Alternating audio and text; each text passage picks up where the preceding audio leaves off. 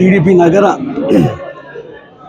ప్రధాన కార్యదర్శి ముక్త్యార్ గారు ఈరోజు అనంత వెంకటరామరెడ్డి గారి ఆధ్వర్యంలో వైఎస్ఆర్సీపీలో పెద్ద ఎత్తున చేరడం జరిగింది. ముఖ్యంగా ఆయనకి ధన్యవాదాలు తెలియజేస్తున్నాను. గత కొన్ని సంవత్సరాలుగా టీడీపీలో ఆయన అనేక సేవా కార్యక్రమాలు చేస్తూ టీడీపీ పార్టీకి అండగా ఉంటూ టీడీపీ ప్రభుత్వం వచ్చినాక మా బతుకులు బాగుపడతాయి, మేమందరం కూడా ఇంకా మంచి సేవా కార్యక్రమం చేయొచ్చు అని చెప్పి ఉద్దేశంతో ఆయన అనేక పార్టీకి నిలబడిన నాయకుడు ముక్త్యార్ గారు.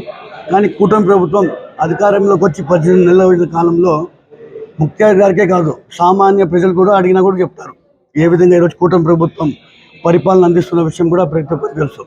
సాధారణంగా మనం చూసుకుంటే ఇలాంటి వలసలు టీడీపీ నుంచి వైఎస్ఆర్సీపీలో చేరుతున్నారంటే ఇలాంటి వలసలు ఎలక్షన్స్ ముందో లేక ఏమన్నా ప్రభుత్వాలు కొత్త వస్తున్నాయని చెప్పేసి మారడం జరుగుతుంది.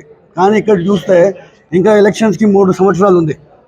3 సంవత్సరాల ముందు ఇలా టీడీపీ నుంచి వైఎస్ఆర్సీపీలోకి వలసలు వస్తున్నాయంటే ప్రజలందరూ కూడా ఒకసారి గమనించాలి. ఈరోజు అనంతపురం నగరంలో చూసుకుంటే నేను చెప్పే విషయం కాదు, అనేక ప్రముఖ పత్రికలు కావచ్చు, ఛానల్స్ కావచ్చు, అనేక పార్టీలు కూడా ఈరోజు చెప్పడం జరుగుతుంది. ఈరోజు అరాచకాలు కావచ్చు, భూకబ్జాలు కావచ్చు, భూదందాలు కావచ్చు, దౌర్జన్యాలు కావచ్చు, అక్రమ అరెస్టులు కావచ్చు, అనేకవంటివి ఈరోజు టీడీపీ నాయకులు కావచ్చు, కూటమి నాయకులు ఏ విధంగా కూటమి ప్రభుత్వానికి ముందుకు తీసుకున్న విషయం కూడా ఒకసారి గమనించాలి. అనంతపురం నగరం అంటేనే ఒక ప్రశాంతతకు మారుపేరు.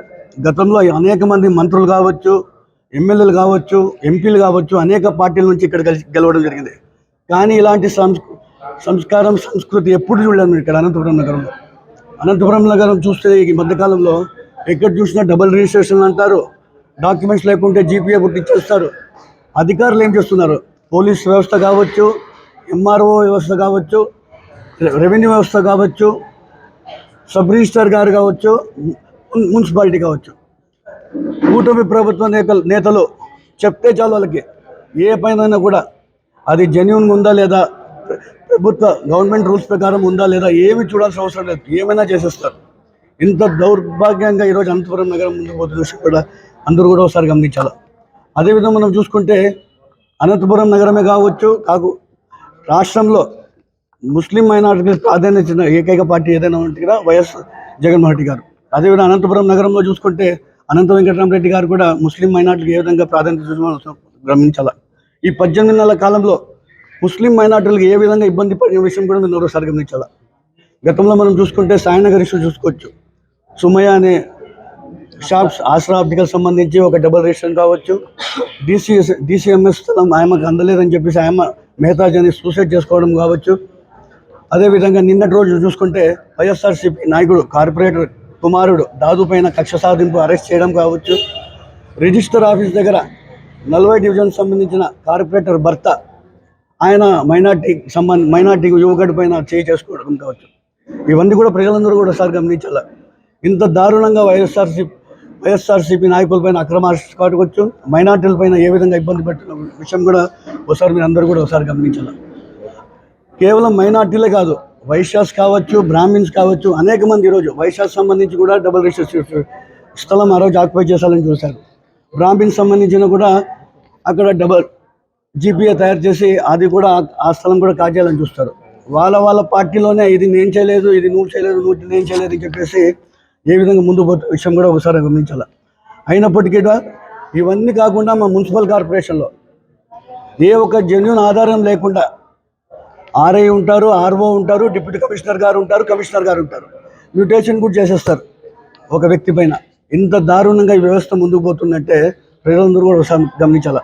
నేను ప్రజలందరికీ కూడా ఒకటే కోరుకుంటున్నాను, చాలామంది అమెరికాలో ఉంటారు, చాలామంది వృద్ధులు ఉంటారు, వయసులో ఎక్కువ వాళ్ళు ఉంటారు. ఈరోజు పరిపాలన ఏ విధంగా జరుగుతుందో ప్రజలందరూ ఒకసారి గమనించాలా. మీరందరూ కూడా మీ డాక్యుమెంట్స్ ఒకసారి వెరిఫై చేసుకోండి. నమ్మకే లేదు ఇది ఏ విధంగా ఉందో. అనంతపురం నగరంలో మనం ఇక్కడే ఉంటాము, మా స్థలాలన్నీ కూడా వేరే వాళ్ళపైన అయిపోతున్నాయి. మీరు ప్రజలందరూ కూడా ఒకసారి మీరందరూ కూడా ఖచ్చితంగా మీ డాక్యుమెంట్స్ అందరూ కూడా ఒకసారి వెరిఫై చేసుకోండి. ఎవరు ఎప్పుడు మార్చేస్తున్నారు కూడా తెలియని పరిస్థితి. ఇవన్నీ కూడా ప్రజలందరూ గమనించాలా.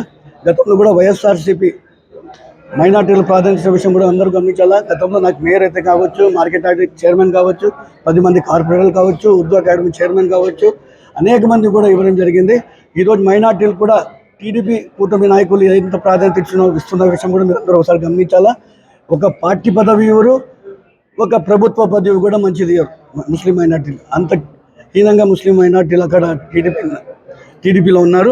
ప్రజలందరూ ఒకసారి గమనించారా. రాబోయే రోజుల్లో ఖచ్చితంగా ముస్లిం మైనార్టీలు కావచ్చు, ప్రతి ఒక్క కులాల వాళ్ళు కూడా టీడీపీ నాయకులు బుద్ధి చెప్తారని తెలియజేస్తున్నాను.